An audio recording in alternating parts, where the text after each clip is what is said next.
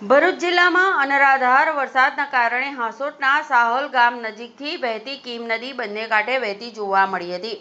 ભરૂચ જિલ્લામાં છેલ્લા 2 દિવસથી અનરાધાર વરસાદ જોવા મળી રહ્યો છે, જેના પગલે નદી નાળા છલકાઈ રહ્યા છે. જિલ્લામાં વિતેલા 24 કલાકમાં સરેરાશ 2 ઇંચ વરસાદ નોંધાયો હતો. ત્યારે વાલિયા અને નેત્રંગ પંથકમાં વરસેલા ધોધમાર વરસાદના પગલે કીમ નદીમાં નવા નીરની આવક થઈ છે. હાંસોટના સાહોલ ગામ નજીકથી પસાર થતી કીમ નદી 2 કાંઠે વહેતી જોવા મળી હતી. કીમ નદીના નીરનો ધસમસતો પ્રવાહ જોવા મળ્યો હતો. આ તરફ કીમ નદીના પુલ નીચે બનાવાયેલ સ્મશાનનો શેડ પણ નદીના પાણીમાં ગરકાવ થઈ ગયો હતો, તો બીજી તરફ બેસવા માટે મૂકવામાં આવેલા બાકડા પણ નદીના પાણીમાં જોવા મળ્યા હતા. નદી 2 કાંઠે વહેતી થતા આસપાસના આવેલા ખેતરોમાં પણ પાણી ફરી વળ્યા હતા. હજુ પણ જો નદીનું સ્તર વધે તો અંકલેશ્વરથી સુરતને જોડતા સ્ટેટ હાઈવે પર વડોલી ગામ નજીક માર્ગ પર વાહન વ્યવહાર પ્રભાવિત થઈ શકે છે.